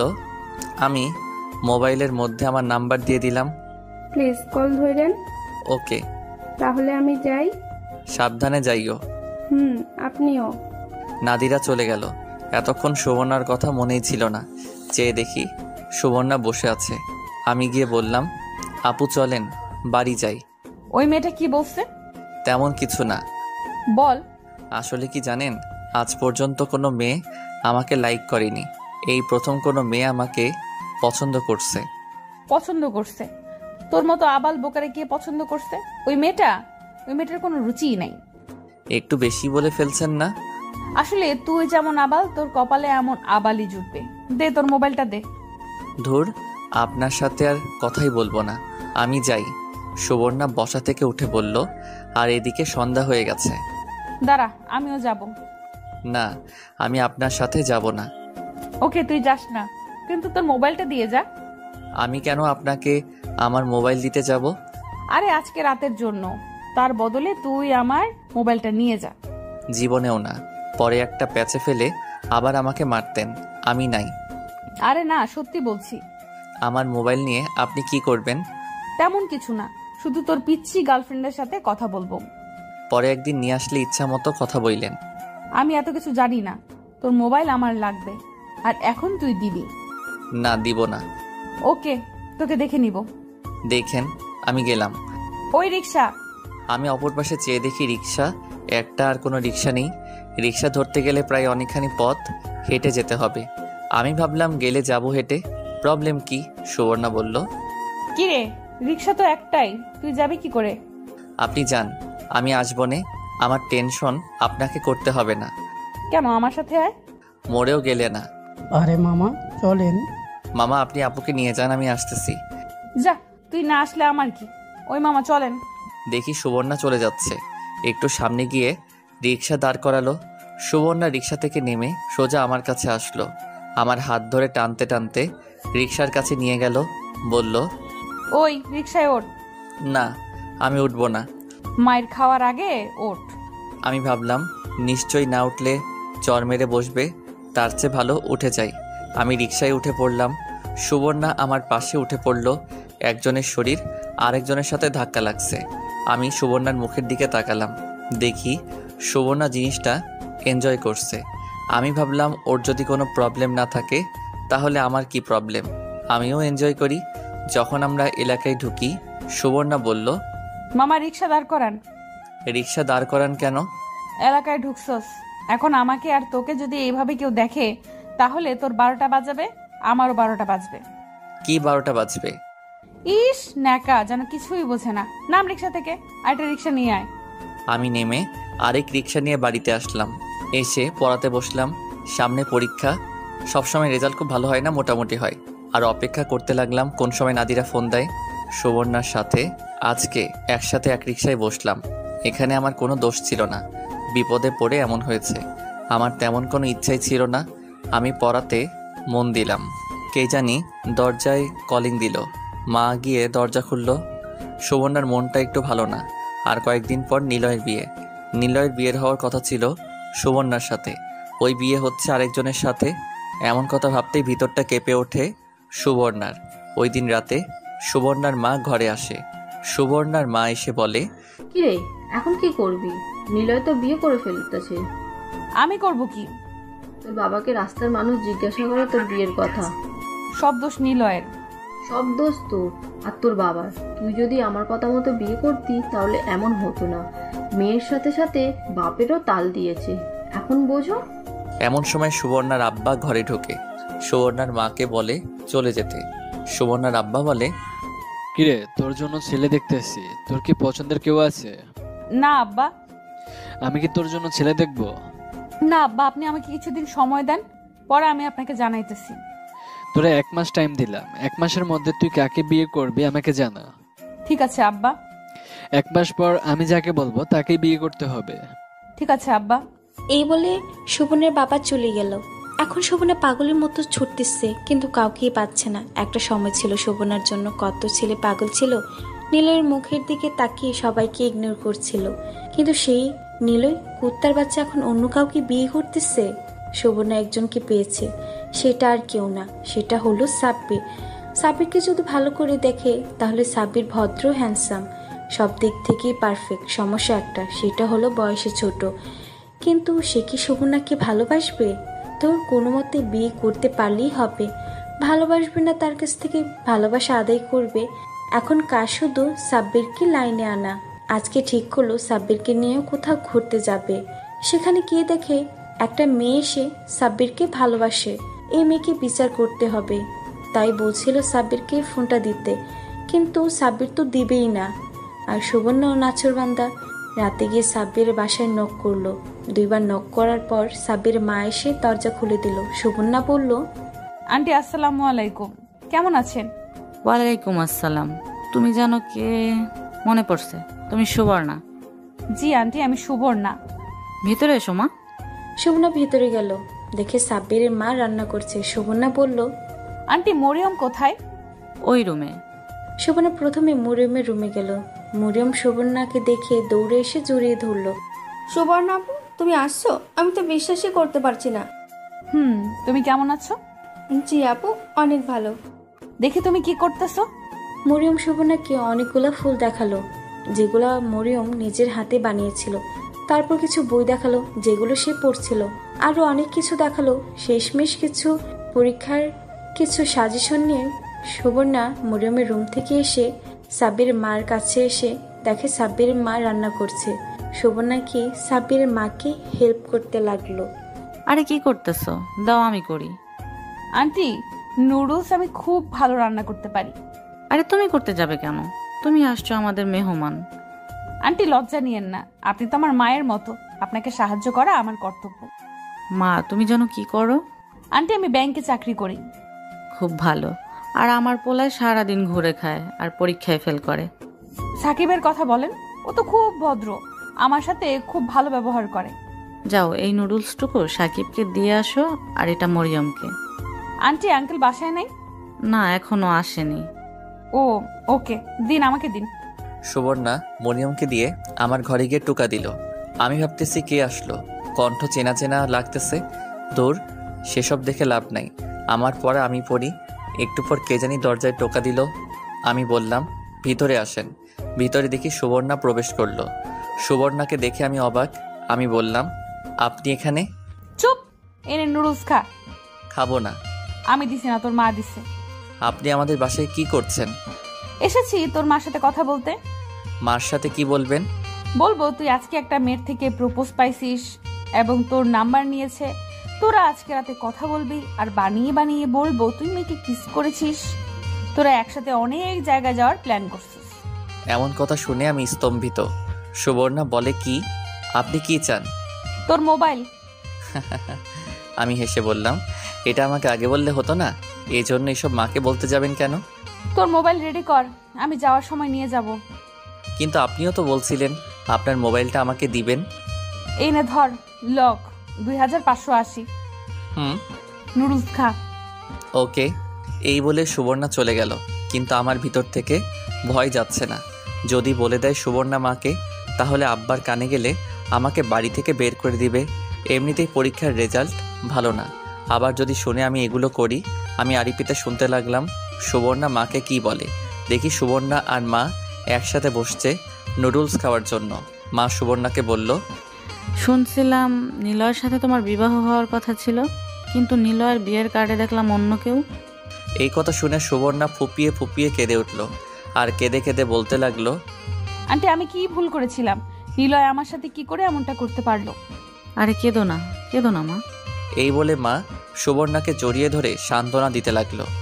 আন্টি আমি কি দোষ করেছিলাম? সুবর্ণা কেঁদেই চলল। সুবর্ণার চোখ বেয়ে পানি পড়তে লাগলো। সুবর্ণার কষ্ট দেখে আমার অনেক খারাপ লাগলো। আসলে সুবর্ণা অনেক কষ্টে আছে। আর 4 দিন পর নিলয় ভাইয়ের বিয়ে। সেই দিন সুবর্ণা কি করবে যদি কোনো অঘটন ঘটিয়ে ফেলে? জানি মা, তোমার কোনো দোষ নেই। আসলে নিলয় তোমাকে বুঝতে পারেনি। মার সান্ত্বনা দেওয়াতে সুবর্ণা কান্না থামালো। এমন সময় দরজায় কলিং দিল। মা গিয়ে দরজা খুলল, দেখি আব্বা আসছে। আব্বাকে দেখে সুবর্ণা মাথায় কাপড় দিল আর সালাম দিল। আব্বা বলল, তুমি জানো কে? ও পাশের বাড়ির সুবর্ণা। তুমি কেমন আছো? জি আঙ্কেল, ভালো। খাওয়া দাওয়া করছো? জি আঙ্কেল। কি খাওয়া দাওয়া করছো? আমাদের সাথে ডিনার করে যাবে? জি না আঙ্কেল, আমি খেয়েছি। সাকিবের মা ডিনার রেডি করো, তুমি খেয়ে যাবে। মা তুমি এসো আমাদের সাথে। সুবর্ণা মার সাথে রান্নাঘরে চলে গেল। ওইখান থেকে কথা তেমন আসে না, এরপরও শোনা যাচ্ছে। সুবর্ণা বলছে, দেন আন্টি আমি করি। তুমি করতে যাবে কেন? তুমি আসো, গিয়ে সাকিবের পড়াতে একটু সাহায্য করো। দেন আন্টি আমি এটা করে যাই। আমি ভাবলাম সুবর্ণা তাহলে আমার রুমে আসবে। আমি সুবর্ণার মোবাইল টিপতে লাগলাম। উড়াধুরা কতক্ষণ ছবি তুললাম। সুবর্ণার মোবাইল আমার থেকে অনেক ভালো আর দামি। এমন সময় সুবর্ণা ঘরে প্রবেশ করলো আর বলল, কিরে পড়ালেখা কেমন চলছে? ভালো। ভালো না চাই? আপু আপনার মোবাইলের সাথে আমার মোবাইল চেঞ্জ করবেন? আমার মোবাইল তোর পছন্দ হয়েছে? যা, আজ থেকে আমার মোবাইল তোর। সত্যি? আরে মজা করছিলাম, আমার এত লোভ নাই। তুই না বললি ব্যাংক অ্যাকাউন্ট খুলবি? ইচ্ছা ছিল, কিন্তু আপনি তো আমাকে মেরেই ফেলতেন যদি আপনার সামনে পড়তাম। তোরে বলেছে, দে তোর ফর্মটা। ফর্মটা নিয়ে কি জানি করলো, আর বলল আইডি কার্ডের ফটোকপি দিতাম। ফর্মটা নিয়ে আর কলম নিয়ে মোবাইল নিয়ে মার কাছে গেল। কিছুক্ষণ পর ফিরে আসলো আর বলল, তুই কিছুদিন পর গিয়ে ব্যাংক থেকে ক্রেডিট কার্ড নিয়ে আসবি। ওকে আপু। দেখি তুই কি পড়াশোনা করতেছিস। সুবর্ণা আমার বই নিয়ে দেখতে লাগলো। সুবর্ণা এটা সেটা জিজ্ঞেস করতে লাগলো। আমি সুবর্ণার মুখের দিকে তাকিয়ে রইলাম। আসলে সুবর্ণা অনেক সুন্দরী। কেন জানি মনে হচ্ছে সুবর্ণার মতো একটি মেয়ে আমি খুঁজতেছিলাম। ঠোঁটে হালকা লিপস্টিক, মুখে তেমন মেকআপের ছোঁয়া নাই, তেমন মোটা না আবার তেমন চিকনো না, বলা যায় মাঝামাঝি। বয়সের তুলনায় একদম পারফেক্ট। কিন্তু সমস্যা একটা রয়েই যায়, আমার থেকে বড় যদি ভালোবাসার কথা বলি, না জানি আমাকে খুন করে ফেলে। তার চেয়ে ভালো সেই মিষ্টি মেয়ে নাদিরার সাথে প্রেম করা। কিরে আমার দিকে তাকিয়ে কি ভাবতেছস? না, ভাবতেছি আপনি অনেক সুন্দরী। কি বললি আবার বল। কিছু না। সুবর্ণা বসা থেকে উঠে আমার কাছে আসলো, বলল, এবার বল। আমি আপুর কানের কাছে গিয়ে বললাম, আপু আপনি অনেক সুন্দরী। এই বলে আমি দৌড় দিয়ে বাথরুমে চলে গেলাম। কিছুক্ষণ পর বের হলাম, দেখি মা ডাকছে খাওয়ার জন্য। আমরা সবাই মিলে ডিনার করলাম, সাথে সুবর্ণাও। ডিনার শেষ করার পর আব্বা বলল সুবর্ণাকে বাসায় দিয়ে আসতে। আমি আর সুবর্ণা লিফটে উঠলাম। লিফটে উঠে সুবর্ণা বলল, আসলে আমি একটু সুন্দরী না। যদি এতই সুন্দরী হতাম তাহলে নিলয় আমার সাথে এমন করবে কেন? তা জানি না। দে তোর নাম্বার দে। আমি আমার মোবাইল দিয়ে দিলাম। আমি সুবর্ণাকে বাসায় দিয়ে আসলাম। বাসায় এসে শুয়ে শুয়ে সুবর্ণার ফেসবুক আইডি দেখতেছিলাম। দেখি তার সিগারেট খাওয়া ছবিগুলো। কোনো কিছুই না ভেবে সবগুলো ছবি ডিলিট করে দিলাম। না জানি পরে কি করে। দৌড় দেখা যাবে। সুবর্ণা মোবাইল নিল কী জন্য সেটাই তো বুঝলাম না। রাতে তো নাদিরার ফোন দেওয়ার কথা, তাহলে কি নাদিরার সাথে কথা বলার জন্য নিয়েছে? ঘুমাই। সকালে ঘুম থেকে উঠে কলেজে গেলাম। গিয়ে স্বামীর সাথে দেখা। স্বামী বলল, তোর মোবাইল সুবর্ণার কাছে দিয়েছিস কেন? আমি দিতে চাইনি, জোর করে নিয়েছে। তুই জানলি কি করে? জানবো না? রাতে নাদিরা তোর মোবাইলে ফোন দিছিল, পরে সুবর্ণা ধরে নাদিরাকে অনেক বাজে কথা বলছে যদি তোর আশেপাশে তারে দেখে তার খবর আছে। মেয়েটি খুব আশা করে তোকে বলেছিল। আমি যদি জানতাম এরকম কিছু হবে তাহলে জীবনেও দিতাম না। আর সুবর্ণা আমাকে থ্রেট দিয়েছে, যদি মোবাইল না দেই তাহলে বলে দিবে আমার আর নাদিরার কথা। কি বলবে? তোদের তো আগামীকাল দেখাই হলো, আর প্রথম কথা বললি। সুবর্ণাকে তুই চিনিস না, ও বানিয়ে বানিয়ে কত কিছু বলতো। দেখ কখন থেকে কাঁদতাছে। দেখি সত্যি সত্যি নাদিরা কাঁদতেছে। তার কাঁদা দেখে আমারও খারাপ লাগছে। এখন আমি কি বলবো? তুই গিয়ে সরি বল। ওকে সরি বলবো, কিন্তু তুই নাদিরাকে বলে দিস ও যেন আমাকে আর কল না দেয়। ওকে বলে দিব, তুই এখন গিয়ে সরি বল। আমি গিয়ে নাদিরার কাছে সরি বললাম। সুবর্ণা কাজটা কি করলো? মেয়েটির সাথে কি বাজে ব্যবহারটাই না করলো। আমি রিক্সা দিয়ে আসার সময় দেখি সুবর্ণা তার ব্যাংকের সামনে বসে আছে। আমি কাছে গিয়ে দাঁড়ালাম। সুবর্ণা বলল, তুই আসছস? বস। আপনি নাদিরাকে কি বলছেন? যা বলার বলছি। দেন আমার মোবাইল দেন। নে তোর মোবাইল, আমার মোবাইল দে। আপনার বাজে ব্যবহারের কারণে আমাকে নাদিরার কাছে সরি বলতে হয়েছে। ভালো হয়েছে। আর আপনার সাথে কোনো কথা নাই, আমাদের বাসায় আর যাবেন না। তোর বাসায় যাওয়ার জন্য আমি পড়ে রয়েছি। তুই কিন্তু আমার সাথে বাজে ব্যবহার করতেছস। আপনি যেমন আপনার সাথে তেমনই করব। আমি কেমন? আমি কানে কানে গিয়ে বললাম, একটা ফালতু মেয়ে। এই বলে আমি হাঁটা ধরলাম। আমি সোজা বাসায় চলে আসলাম। নিলয় ভাইয়ের বিয়ে উপলক্ষে পুরো বাড়ি সাজানো হয়েছে। নিলয় ভাইয়ের বিয়ে উপলক্ষে অনেক অতিথি বাড়িতে আসা যাওয়া করছে, কিন্তু আমার মন একটু ভালো না। কারণ হলো সুবর্ণার জন্য মনটা কেমন একটা টান অনুভব করছে, যদিও আমার থেকে বড়। পরদিন নিলয় ভাইয়ের গায়ে হলুদ। জানি না সুবর্ণা কি করছে, নিশ্চয়ই ঘরে বসে কাঁদতেছে। পরদিন ভাবছিলাম সুবর্ণার সাথে দেখা হবে, কিন্তু না, রাতে বেলকনিতে বসে আছি। একটু পর দেখি সুবর্ণা ছাদে এসে এক কোনায় বসে পড়ছে। ভাবলাম নিশ্চয়ই সুবর্ণার মনটা খারাপ। আমি ডাক না দিয়ে ওদের বাসার ছাদে গেলাম। গিয়ে সুবর্ণার কাছে গেলাম। দেখি সুবর্ণা শাড়ি পরছে। কিছুটা অন্ধকার, কিন্তু বোঝা যাচ্ছে সব কিছু। এত সুন্দরী লাগছিল সুবর্ণাকে। আমি বললাম, আপু আমি সাকিব, কেমন আছেন? ভালো না রে। কেন, মন খারাপ? আমি ভালো করে তাকিয়ে দেখি সুবর্ণার চোখে পানি। আমি গিয়ে পাশে বসলাম। নিলয় ভাইয়ের জন্য মন খারাপ হচ্ছে। সুবর্ণা আমার গেঞ্জির কালার ধরে বলল, চুপ, ওই হারামের নাম আমার মুখের সামনে আনবি না। ওকে। তুই আমার থেকে কত বছরের ছোট? জানি না। আমার মতে তুই আমার থেকে 3 বছরের ছোট। হয়তো। তুই তো আমার ছোট ভাই। জি আপু। আমি তোকে একটা কথা বলতে চাই। বলেন। আমার আব্বু বলছে আমাকে 1 মাসের মধ্যে বিয়ে করতে, না হলে আব্বু যার কাছে মন চায় তার কাছে বিয়ে দিয়ে দিবে। সে তো ভালো কথা। আপনার আব্বু নিশ্চয়ই কোনো খারাপ ছেলের সাথে আপনাকে বিয়ে দিবে না। তা তুই ঠিক বলছিস। কিন্তু আমার কেমন জানি ভয় করছে। ভয়ের কি আছে? জানি না। আমাকে তোর কেমন লাগে? ভালো লাগে, কিন্তু। কিন্তু কি? আমি দেখতে খারাপ? বয়সে বুড়ি হয়ে গেছি? তেমনটা বোঝাতে চাইনি তো।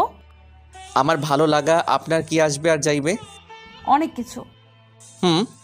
আর একটু কাছে এসে বস, আমার ভয় করছে। আমি কি করব বুঝতে পারছি না। চলে যাব না এমনিতেই সুবর্ণার মনটা খারাপ? আমি কাছে গিয়ে সুবর্ণার শরীরের সাথে লেগে বসলাম। সুবর্ণার শরীর থেকে একটা মিষ্টি গন্ধ আসছে, যেটা আমার খুব ভালো লাগছে। সুবর্ণা বলল, এইভাবে সবসময় আমার পাশে থাকবি? আমি কি বলবো বুঝতে পারছি না।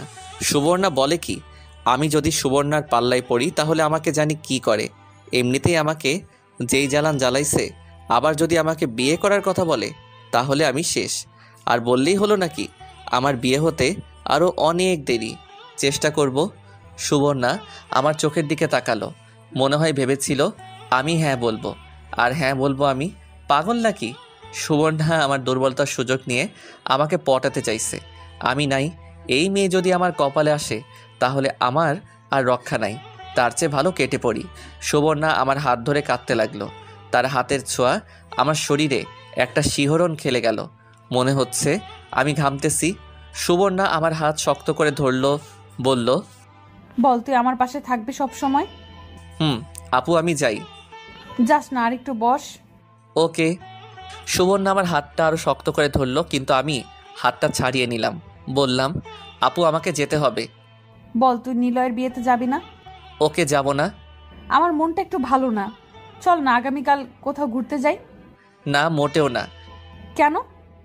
আপনার সাথে কোথাও না কোথাও গেলে একটা সমস্যা হবেই। যা, তুই যেখানে বলবি সেখানেই যাব। আমি যেখানে বলবো সেখানে। তারপরেও আমি আপনার সাথে কোথাও যেতে পারবো না। কেন?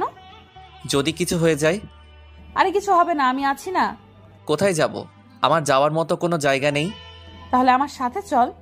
কোথায়? যে কোনো জায়গা, তুই শুধু আমার সাথে আসবি। ওকে, তাহলে আমি যাই। ওকে, যা, চুপচাপ ঘরে বসে শুয়ে থাক, ঘর থেকে বের হবি না। না, ঘর থেকে বের হতেই হবে। কেন? একটা সিগারেট খেতে হবে। এখন চল আমার সাথে। ওকে, চলেন। আমি আর সুবর্ণা বাড়ি থেকে বের হয়ে মোড়ের দোকান পর্যন্ত পাশাপাশি হেঁটে গেলাম। গিয়ে একটা সিগারেট নিলাম। ধরিয়ে রাস্তার এক আড়ালে গিয়ে আমি সিগারেট টানতেছি। সুবর্ণা আমার পাশে এসে দাঁড়ালো, বলল, দে সিগারেট খাবো আমি। না, আপনি না ছেড়ে দিয়েছেন? এখন মন চাচ্ছে। মন চাইলে খাওয়া লাগবে। দে। আমি সিগারেট দিলাম। সে 2 টান দিয়ে আমাকে দিয়ে দিল। আমি সিগারেট শেষ করে বললাম, চলেন বাড়ি যাই। দাঁড়া। এই বলে আমার হাত ধরে টান দিয়ে একেবারে নিজের কাছে নিয়ে নিজের গোলাপি ঠোঁট 2টা আমার ঠোঁটে লাগিয়ে দিল। ছাড়তেছে না। 30 সেকেন্ড পরে ছাড়লো। এমন পরিস্থিতিতে আমি কি করব কিছুই বুঝতে পারছি না। সুবর্ণা এটা কি করলো, আমি এটা মেনে নিতে পারছি না। আমি বললাম, এটা কি করলেন? পাগল নাকি? পাগল হতে যাব কেন? তো এটা কি করলেন? যাতে তোর উপর কেউ অধিকার খাটাতে না আসে, সেজন্য আমি সেই অধিকার নিয়ে নিলাম। বললেই হলো? আমার মাথা গরম হয়ে যাচ্ছে। সুবর্ণার এমন কাজ আমি কোনোভাবেই মেনে নিতে পারছি না। বড় বলে সম্মান করি, কিন্তু তাই বলে এমন কাজ করবে? আমার মাথা গরম হলে কি জানি কি বলে ফেলি, তার কোনো ঠিক ঠিকানা থাকে না। তো চুপ, একদম চুপ। লুচ্চা মেয়ে, নিলয় ভাই আপনাকে খেয়ে ছেড়ে দিয়েছে। দেখছি না ছাদের মধ্যে আপনাদের কীর্তিকলাপ। বয়স্ক বুড়ি মেয়ে এখন আসছে আমার উপর অধিকার খাটাতে। আপনাদের মতো বেহায়া মেয়েদের আমি 2 চোখে দেখতে পারি না। আমার দুর্বলতার সুযোগ নিয়ে আপনি এমন কাজ কি করে করতে পারলেন? যত সব ফালতু মেয়ে, আর জীবনেও আমার ধারে কাছে আসবেন না। কি? আমি লুচ্চা মেয়ে, বয়স্ক বুড়ি? নিলয় আমাকে খেয়ে দিছে? ছি ছি সাকিব, ছি। তোকে আমি ভালো ভাবছিলাম। আপনি তো সবাইকে ভালো ভাবেন, নিলয় ভাইকে ভালো ভাবছিলেন না? দেখছেন কিভাবে আপনাকে খেয়ে ছেড়ে দিয়েছে? আমার তো মনে হচ্ছে আপনার পেটে। ঠাস ঠাস করে 2টা চড় দিল আমার গালে আর বলল, চুপ কুত্তা চুপ, আর একটা কথা বললে তোকে আমি খুন করে ফেলবো। মারেন আমাকে, আরও মারেন। ঠিকই আছে, নিলয় ভাই আপনাকে ছেড়ে দিয়েছে। আপনার মতো মেয়েদের এমন হওয়াই উচিত। চুপ, কোনো কথা বলবি না। এই বলে সুবর্ণা জোরে জোরে চিৎকার করে কাঁদতে লাগলো। আমার যেন কি হয়ে গেছে, আমার মাথা ঠিকমতো কাজ করছে না। প্লিজ আপু, আমাকে ছেড়ে দেন, আমাকে আর জ্বালায়েন না। আমরা এই 1 মাসের মধ্যে আব্বাকে বলে বাসা ছেড়ে দেওয়ার চেষ্টা করতেছি। প্লিজ, আল্লাহর দোহাই লাগে, আমাকে আর জ্বালায়েন না। এই বলে আমি চলে আসলাম। আমার মাথায় রক্ত উঠে গেছে। কি কি জানি বলছিলাম সেটাই এখন খেয়াল আসছে না। বাসায় এসে দরজা বন্ধ করে শুয়ে পড়লাম। সাব্বির যাওয়ার পর সুবর্ণা সেখানেই দাঁড়িয়ে রইল। সুবর্ণার মাথা ঠিকমতো কাজ করছে না। কী সব ভাষা বলছে সাব্বির। সাব্বির এত নোংরা কথা বলতে পারে সুবর্ণার আগে জানতো না। এর বিচার সুবর্ণা করবে। সুবর্ণা সেখানে দাঁড়িয়ে কাঁদতে লাগলো। চোখ মুছে বাড়ির দিকে হাঁটা ধরলো। বাসায় এসে সুবর্ণা কোনো কথা না বলে শুয়ে পড়লো। শুয়ে শুয়ে ভাবতে লাগলো, সাব্বির এত নিচে নামতে পারে? নিলয় তো সুবর্ণাকে এত নোংরা কথা বলেনি। সাব্বিরকে এর শিক্ষা দিতে হবে। সুবর্ণা এমন কি করলো? শুধু একটা কিসই তো করলো। আর কিস তো প্রত্যেক ছেলেই পছন্দ করে। সকল ছেলেরাই তো চায় তার প্রিয়জনের কাছ থেকে। সাব্বির হয়তো এসব প্রথম, তাই মেনে নিতে পারিনি।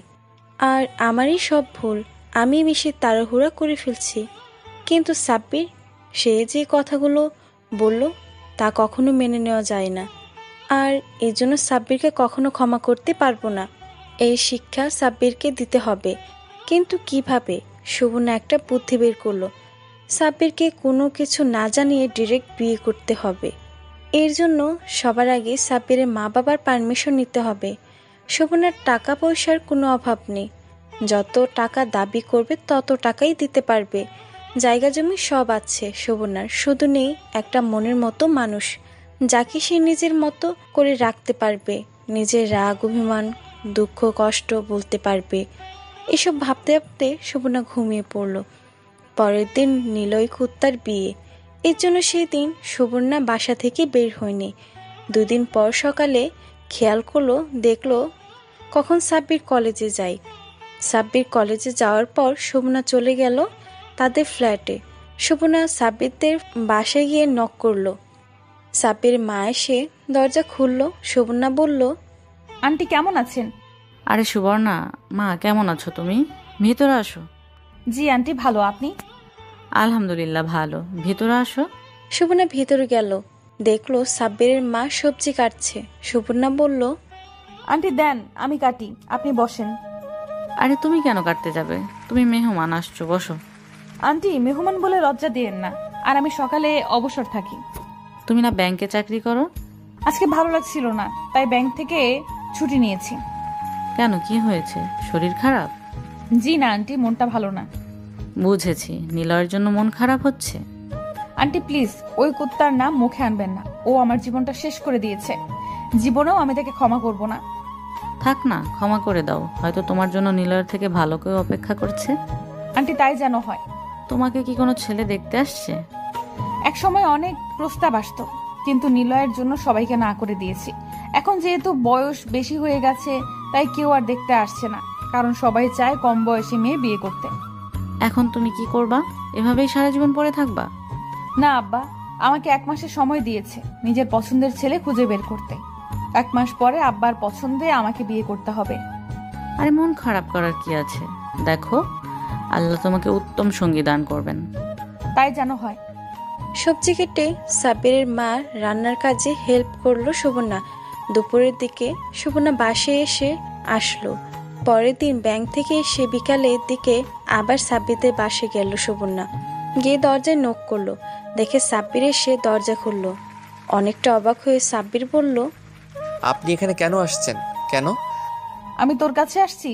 আমি আসছি তোর মার কাছে। আমার মার সাথে কি কাজ আমাকে বলেন। সেসব জেনে তোর কি লাভ? সর সামনে থেকে। আবার কি প্যাঁচ লাগাতে আসছেন? সরবি নাকি তোর মাকে ডাক দিব? মা অসুস্থ, কথা বলতে পারবে না, এখন চলে যান। সর বলতেছি। না। এই বলে শোভনা সাব্বিরকে ধাক্কা দিয়ে ঘরে ঢুকলো। সাব্বিরের মুখের দিকে তাকিয়ে একটা ভেংসি মারলো। সাব্বির মার কাছে চলে আসলো। সাব্বির সেখানে ঠায় দাঁড়িয়ে রইল। শোভনা সাব্বিরের মাকে ডাক দিল, আন্টি আপনার বলে শরীর ভালো না? সুবর্ণা মা, তুমি আসছো? গতকাল রাত থেকে শরীরটা ভালো যাচ্ছে না। কি হয়েছে? মনে হয় জ্বর আসছে। শোভনা সাব্বিরের মার কপাল ধরে তাপমাত্রা চেক করতে লাগলো। আপনার তো অনেক জ্বর, ওষুধ খেয়েছেন? না, সাকিবের আব্বা আসার সময় নিয়ে আসবে। আঙ্কেল কখন আসবেন? রাতে। এতক্ষণ অপেক্ষা করবেন? দাঁড়ান, আমি সাকিবকে পাঠাচ্ছি ওষুধ আনতে। তুমি কেন শুধু শুধু কষ্ট করতে যাবে? আন্টি এখন ওষুধ না খেলে জ্বর আরো বাড়বে। এই বলে শোভনা সাব্বিরের রুমে আসলো। এসে সাব্বিরের রুমে টোকা দিয়ে ভেতরে ঢুকে পড়লো। আসবো দেখি সাব্বির ট্রাউজার আর গেঞ্জি পরে রেডি হচ্ছে। শোভনাকে দেখে চুপচাপ দাঁড়িয়ে পড়লো। বলল, আপনি এখানে কেন? কোথায় যাওয়া হচ্ছে? ফুটবল খেলবো। কোথায়? ওই সামনে একটা মাঠ আছে না, ওইখানে আমার বন্ধু সামিদের সাথে। ওইখানের পোলাপান কিন্তু ভালো না। সেই চিন্তা আপনাকে করতে হবে না। আর আপনি আমাদের বাসায় কি করেন? আপনার মতলব তো ভালো ঠেকছে না। তোর মার শরীরে অনেক জ্বর, আমি কয়টা ওষুধের নাম বলছি, ওই ওষুধগুলো কিনে দিয়ে যা। বলেন, নাম বলেন। শোভনা ওষুধের নাম বলল। সাব্বির সেগুলো নোট করলো মোবাইলে। শোভনা বলল, আর আসার সময় একটা স্যুপ নিয়ে আসিস। মরিয়ম কোথায়? মনে হয় ছাদে গিয়েছে খেলতে। ওকে যা, এই ওষুধগুলো নিয়ে আস, এইগুলো দিয়ে তারপর খেলতে যা। ওকে। এই বলে সাব্বির চলে গেল। কিছুক্ষণ পর ওষুধ আর স্যুপ নিয়ে আসলো সাব্বির। সাব্বির বলল, আপনি এত ভালো হলেন কবে? আমার তো বিশ্বাস হচ্ছে না। নিশ্চয়ই আপনার কোনো কুমতলব আছে। আমি তো সব সময় ভালোই ছিলাম, তুই শুধু আমাকে বুঝলি না। তুই না বলে খেলতে যাবি, যা, পারলে মরিয়মকে ডাক দিয়ে যা। এই বলে সাব্বির দরজা লাগিয়ে দিল। সুবর্ণা প্রথমে স্যুপটা রান্না করলো, রান্না করে সাব্বিরের মাকে খাইয়ে দিল, তারপর ওষুধ খাওয়ালো। সুবর্ণা বলল, আজ যদি আপনার ছেলের বউ থাকতো তাহলে আপনার এত কষ্ট করতে হতো না। তা তুমি ঠিক বলেছো মা, কিন্তু এই বলদের কে বিয়ে করবে? পরীক্ষার রেজাল্টও ভালো না, না পাবে কোনো চাকরি। হ্যারে নিয়ে খুব টেনশনে আছি। হ্যারে কত বলি ভালো করে পড়াশোনা করতে, কিন্তু কে শুনে কার কথা? বিয়ে করলে সব ঠিক হয়ে যাবে। কিন্তু হ্যারে কে বিয়ে করবো? চাকরি নিয়ে টেনশন করতে হবে না, আমার ব্যাংকের কোনো এক পোস্টে তারে ঢুকিয়ে দেবো, সমস্যা নেই। ওকে মা, সেটা পরে দেখা যাবে। এখন শরীরটা কেমন লাগছে? আগের থেকে অনেক ভালো। আন্টি তাহলে আমি যাই? বসো, আর একটু পরে যাও। ওকে। মা, তোমাদের ব্যাংক থেকে কি লোন নেওয়া যায়? লোন নিয়ে কি করবেন? তোমার আঙ্কেল একটা ফ্ল্যাট কেনার চিন্তা করছে। এভাবে আর কত অন্যের বাসায় ভাড়া থাকবো, তাই একটা ফ্ল্যাট কেনার চিন্তা ভাবনা করছে। কিন্তু ফ্ল্যাট কিনতে যে টাকা লাগে তা এখন তোমার আঙ্কেলের কাছে নাই। 10 লক্ষ টাকার মতো শর্ট পড়ে। এখন তোমার আঙ্কেল ভাবতেছে ব্যাংক থেকে টাকা লোন নেবে। লোন দেওয়া যাবে, এই বিষয়ে আমি আঙ্কেলের সাথে কথা বলবো। ওকে, তুমি আঙ্কেলের সাথে কথা বললো, অনেক উপকার হবে। আপনি কোনো টেনশন করিয়েন না, আমি আঙ্কেলের সাথে কথা বলতেছি। ওকে, যাও, যাওয়ার সময় মরিয়মকে ডাক দিয়ে যেও। ওকে। সুবর্ণা ঘর থেকে বেরিয়ে যায়। এমন সময় আবার সাব্বিরের সাথে দেখা। সাব্বিরকে দেখে সুবর্ণা ভেঙচি মেরে বলল, আমাকে ওই দিন নোংরা ভাষায় গালিগালাজ করছিলি না, সেই বিচার তোর করতেছি, কিছুদিন অপেক্ষা কর। কি গালিগালাজ করছি? যেটা সত্যি সেটাই তো বললাম। আবার এর শাস্তি আমি তোকে নিজ হাতে দিব। দেখবো নে, প্লিজ আমাদের বাসায় আইসেন না। আসবো না কেন? 100 বার আসবো। জানতো এখান থেকে। তোর মা বলছে মরিয়মকে ডাক দিতে। এই বলে মুখ ভেঙচি মেরে চলে আসলো সুবর্ণা। সুবর্ণা বাসায় এসে ভাবলো কাজ অর্ধেক হয়ে গেছে, এখন শুধু প্রস্তাব দেওয়া। আগে নিজে দিব, পরে আব্বার হাতে দেয়াবে। আমি সুবর্ণার আচরণ কিছুই বুঝতে পারছি না। ভাবছিলাম ওই দিন যে অপমান করলাম, তারপর থেকে আর আমাদের বাসার ত্রিসীমানায় দেখব না। এখন দেখছি সে সারাক্ষণ আমাদের বাসায় থাকে। কি মুশকিল না করি আসতে, তারপরও বেহায়ার মতো বলে আসবে। আসলে আসুক, তাতে আমার কি। এদিকে আমার পরীক্ষা চলছে, পরীক্ষা কেন জানি ভালো হচ্ছে, মনটাও খুব ভালো। রাতে আমরা সবাই একসাথে বৈশা খাইতেছি। মা বলল, তোর আব্বা একটা ফ্ল্যাট কিনতেছে। কোথায়? ওই যে সামনে দেখছোস না, একটা নতুন বাড়ি হচ্ছে, ওটাতে। বাড়ি বানানো প্রায় কমপ্লিট, আর বোধহয় 2-3 মাসের মতো লাগবে। কিন্তু টাকা কিছু শর্ট পড়ে, সেই টাকা ব্যাংক থেকে লোন নিব। পাশের বাড়ির সুবর্ণার সাথে কথা বলছি, ও বলছে তাদের ব্যাংক থেকে দেয়া যাবে। লোন নেওয়ার কি দরকার? দেশের বাড়ি থেকে জায়গা বিক্রি করলেই তো হয়। ওই একই, দেখা যাক। আগে সুবর্ণার সাথে কথা বলি, দেখি কি বলে। বুঝে হয় নেব, না হলে অন্য ব্যবস্থা করতে হবে। আমি ভাবলাম ভালোই হবে, নিজেদের একটা পার্মানেন্ট বাসা থাকলে। কিছুদিন পর পর বাসা চেঞ্জ আর ভালো লাগে না। আমি খেয়ে দিয়ে রুমে এসে পড়তে বসলাম। পরীক্ষা খুব ভালো করতে হলো। পরদিন পরীক্ষা দিয়ে আসার সময় নিলয় ভাইয়ের সাথে দেখা। নিলয় ভাই বলল, সাকিব, কি খবর, কেমন আছো? জি ভাই, ভালো। ইদানিং দেখতাছি সুবর্ণা তোমাদের বাসায় খুব আসা যাওয়া করতেছে, কারণটা তুমি জানো? না ভাই, মার সাথে দেখা করে ব্যাংক সম্পর্কে কি যেন কথা, এগুলো তেমন কিছু জানি না। ওরে বেশি প্রশ্রয় দিও না, তোমার জীবন শেষ করে ফেলবে। কিন্তু ভাই, আমি শুনলাম আপনার সাথে তার বিয়ে হওয়ার কথা, কিন্তু বিয়ে দেখি হলো না। আরে ওই মেয়েটাকে কে বিয়ে করতে যাবে? সে আমার জীবনটা শেষ করে দিয়েছে। সে এত পরিমাণ জ্বালিয়েছে আমারে, তা বলে শেষ করা যাবে না। আমি ভাবছিলাম বিয়ের পর জানি আমার কি করবে, সেই ভাই আমি তাকে বিয়ে করি নাই। কিন্তু ভাই, আমরা তো শুনলাম বয়স বেশি হওয়ার কারণে আপনি তাকে বিয়ে করেননি। সেটাও একটা কারণ আছে, কিন্তু সে আমাকে খুব প্যারা দিত। কিন্তু তার কাছে আপনি সারা জীবন ঘৃণার পাত্র হয়ে থাকবেন।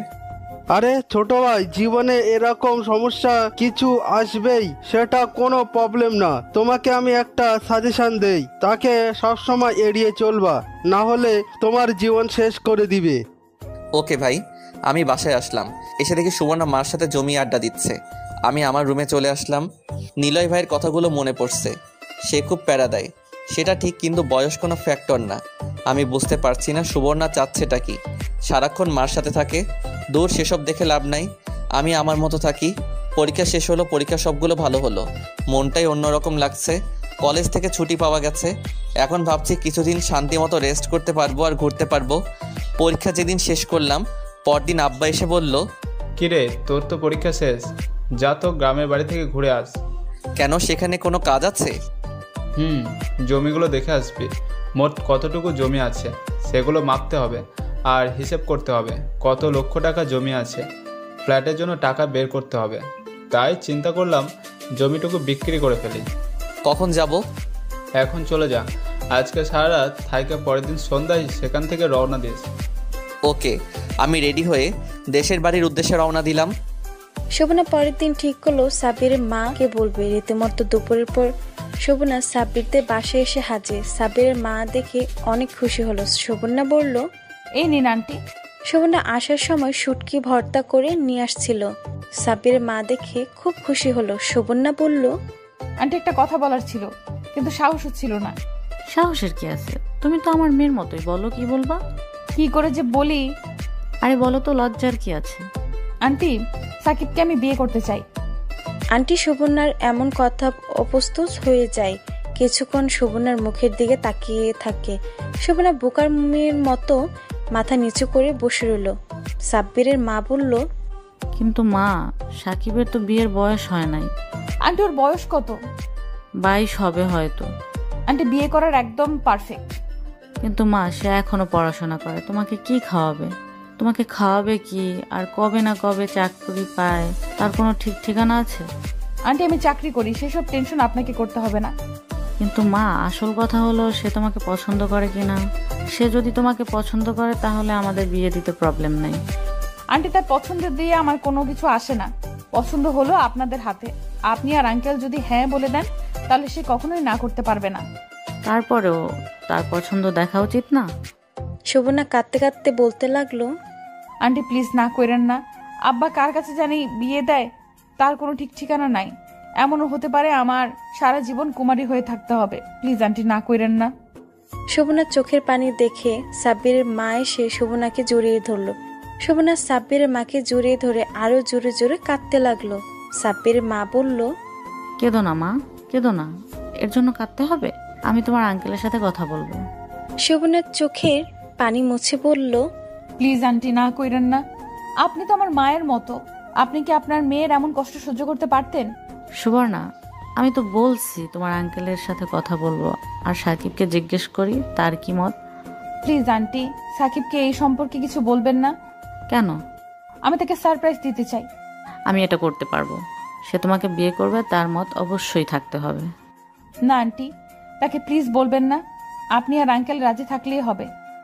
ওকে, তোমার আঙ্কেলকে জিজ্ঞাসা করে দেখি।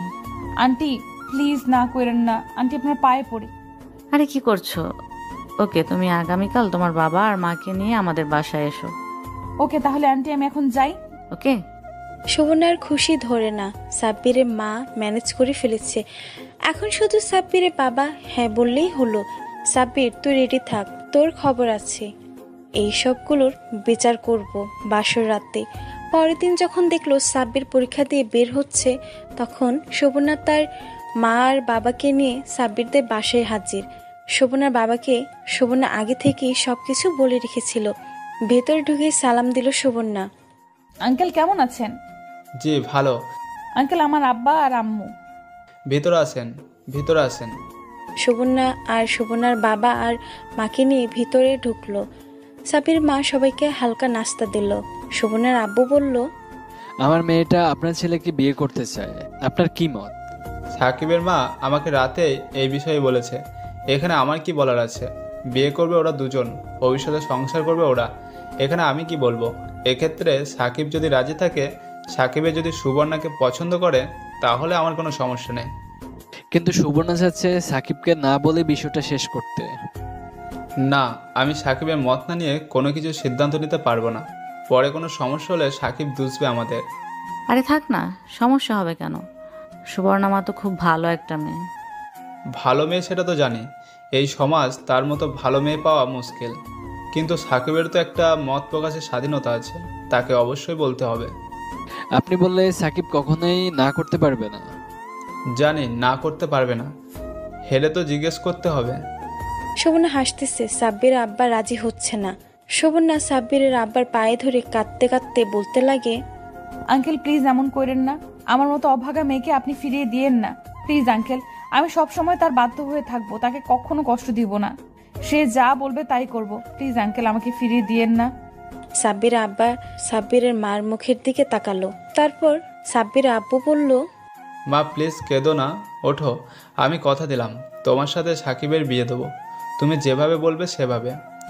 সাব্বির মা এসে শোভনাকে উঠিয়ে নিয়ে গেল। শোভনার আব্বু বলল, তো ভাই আমি চাচ্ছি যত তাড়াতাড়ি কাজটা সম্ভব হয়ে যায়। সেটাই হোক।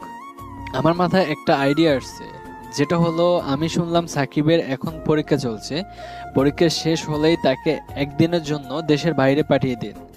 এই দিনের ভিতরে আমরা কাজ সেরে ফেলতে চাই। ওকে তাই হোক। আব্বা পকেট থেকে একটা খাম বের করে সাব্বিরের আব্বার দিকে এগিয়ে দিয়ে বলল, বেয়ান, আমার মেয়ের থেকে শুনলাম আপনি একটা ফ্ল্যাট কিনতেছেন, প্লিজ এটা গ্রহণ করুন।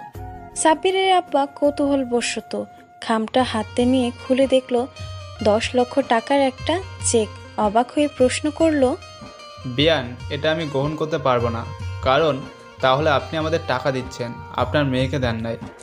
বেয়ান, সেরকম কিছু না, আমাদের পক্ষ থেকে এটা হাদিয়া, আর আপনি তো জানেন হাদিয়া ফিরে দিতে নেই। তারপরেও এটা আমি গ্রহণ করতে পারবো না, এমনিতেই আপনার মেয়ে আমার জন্য অনেক বড় কিছু, প্লিজ এটা আমি গ্রহণ করতে পারবো না। দয়া করে এটা গ্রহণ করুন। সাব্বিরের বাবা কি যেন ভাবলো, তারপর বলল, সুবর্ণা মা, তুমি এটা রাখো পড়ে, তুমি এটা সাকিবকে দিও, দেখো সাকিব গ্রহণ করে কিনা। জি আঙ্কেল। তাহলে বিয়াই আমি উঠি, আমার একটু বের হতে হবে, আপনারা সবাই লাঞ্চ করে যাবেন। আমারও একটু বের হতে হবে। শোভনা সাব্বিরের মারের বাবার পায়ে ধরে সালাম করলো। শোভনা খুশি ধরে না, মরিয়ম যেন খুশিতে। আজ থেকে সাব্বিরের বিয়ে হবে, মরিয়ম খুশি শেষ। বিয়ে হওয়ার আগে ভাবি রাখা শুরু করলো। যথারীতি দিন সাব্বির পরীক্ষা শেষ হলো। পরের দিন সাব্বিরকে যখন দেশের বাড়িতে পাঠিয়ে দিয়েছে, সেদিন থেকে বাড়ি সাজানো হয়েছে। পরের দিন যেদিন সাব্বির আসবে, কথা হয়েছে সাব্বির আসতে আসতে সন্ধ্যা হবে। সন্ধ্যার সময় কাজে ডাকলো। সুবর্ণা যথারীতি কবুল বলে দিল। আর কবুল বলবে না কেন? যার জন্য এত কষ্ট করলো তার জন্য কবুল বলতে কিসের আপত্তি? সুবর্ণা সাব্বিরের ঘরে মাথায় ঘুমটা দিয়ে বসে রইল সাব্বিরের অপেক্ষায়। আমি ভাবি এসব কাজ কেন আমাকে দেয়।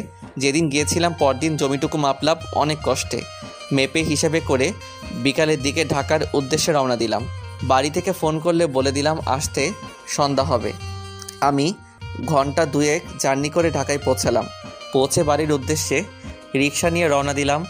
বাসায় পৌঁছে দেখি অনেক জুতা দরজা খুলে আছে। দেখি আমাদের ফ্ল্যাটটা সুন্দর করে সাজানো হয়েছে। আমি ভাবলাম আজকে আবার কিসের অনুষ্ঠান, তাহলে কার বার্থডে খেয়াল করে দেখলাম আমার বার্থডে না, মরিয়মের বার্থডে না, তাহলে কিসের অনুষ্ঠান চেয়ে দেখি সামি আর তার গার্লফ্রেন্ডও আছে। সামি আমার কাছে আসলো আর বলল, দোস্ত না গিয়ে গোসল করে নতুন কাপড় পরে রেডি হো। মানে কি হয়েছে, কিসের অনুষ্ঠান? তোর বিয়ে আজকে। আমি সামির কথা শুনে অবাক। কি, আমার বিয়ে? মজা করস তুই? তোর কি এসব দেখে মজা মনে হচ্ছে? যা দোস্ত গোসল করে রেডি হো। আমার বিয়ে? আমি বিশ্বাস করতে পারতেছি না। আর কার সাথে? বাসর ঘরে ঢুকে দেখতে পারবি। দেখি মা আসছে। মা বলল, এত দেরি করে আসলি কেন? যা গোসল করে রেডি হ। মা কিসের অনুষ্ঠান? সামি বলল আমার নাকি বিয়ে। এটা কি সত্যি? সত্যি। কার সাথে? আমি বিয়ে করব না। তোরে কি বলছি বিয়ে করতে? তোরে বলছি গোসল করে রেডি হতে। এই বলে মা চলে গেল। সামি বলল, দেখলি, যা এখন গোসল করে রেডি হ। এই বলে সামি একটা লুঙ্গি দিয়ে ধাক্কা দিয়ে বাথরুমে ঢুকিয়ে দিল। আমি বাধ্য হয়ে বাথরুমে ঢুকলাম। কি হচ্ছে কিছুই বুঝতে পারছি না। আমি বিয়ে করব না, তাই ভাবলাম আজকে সারা রাত বাথরুমে কাটিয়ে দিব। কিছুক্ষণ পর সামি ডাকাডাকি শুরু করলো, মাও ডাকাডাকি শুরু করলো। আমি বললাম, মা বিয়ে করব না। আর কার সাথে বিয়ে হচ্ছে সেটা বলো আগে। তুই বিয়ে করবি না, তোর ঘাড়ে করবে। তোরে 5 মিনিট টাইম দিচ্ছি। 5 মিনিটের ভিতরে তুই বাথরুম থেকে বের না হলে দরজা ভেঙে তোরে বের করব। কি করব বুঝতে পারছি না। আমি গোসল করে বাথরুম থেকে বের হলাম। বের হলে স্বামী আমাকে নতুন কাপড় দিল পরার জন্য, একেবারে জামাইয়ের পোশাক। আমি বাধ্য হয়ে জামাইয়ের পোশাক পরে ঘর থেকে বের হলাম। দেখি আব্বাও আসছে। আমার মাথা কোনো কাজ করছে না, কি হচ্ছে আমার সাথে, কার সাথে আমার বিয়ে হচ্ছে। সুবর্ণার সাথে না না না, এ হতে পারে না। সুবর্ণার সাথে বিয়ে হওয়ার থেকে ভালো সারা জীবন বিয়ে না করে থাকা ভালো। স্বামী আমাকে কাজীর সামনে বসালো। কাজী দোয়া পড়ল আর বলল কবুল বলতে। আমি কবুল বলতাম না, ঠিক করে রাখলাম, যত কিছুই হোক আমি কবুল বলবো না। মা এত করে বলতে লাগলো কবুল বলতে, আমি কোনো কথাই কানে নিচ্ছি না। অবশেষে আব্বা বলল কবুল বলতে। আমি মার মুখের দিকে তাকালাম, দেখি মা বলছে কবুল বলতে। আব্বার মুখের দিকে তাকালাম, দেখি আব্বাও বলছে কবুল বলতে। মনে মনে ভাবলাম আব্বা আর আম্মা যেহেতু বলছে কবুল বলতাম, তাহলে সমস্যা কি? আর আব্বা মা তো আমার জন্য কখনো খারাপ মেয়ের সাথে বিয়ে দিবে না। আব্বা আর মার মুখের দিকে তাকিয়ে আমি কবুল বলে দিলাম। সবাই একযোগে উঠল আমিন। আমি কাগজে সিগনেচার করলাম। আমাকে সবাই মিষ্টি খাওয়ালো। এদিক সেদিক ঘুরে আমি আমার ঘর মানে বাসর ঘরে ঢুকলাম। দেখি খুব সুন্দর করে বাসর ঘর সাজানো হয়েছে। দেখি খাটের মাঝখানে একটা মেয়ে বসে আছে, মাথায় ঘোমটা দিয়ে। আমি পায়ে হেঁটে খাটের এক কোণায় বসলাম। আমি আমার কাপা কাপা হাতে মেয়েটার ঘোমটা উঠালাম। ঘোমটা উঠিয়ে যা দেখলাম তা আমার পক্ষে মেনে নেওয়া সম্ভব না। দেখি আমার চিরচেনা শত্রু সুবর্ণা। Season 1 complete.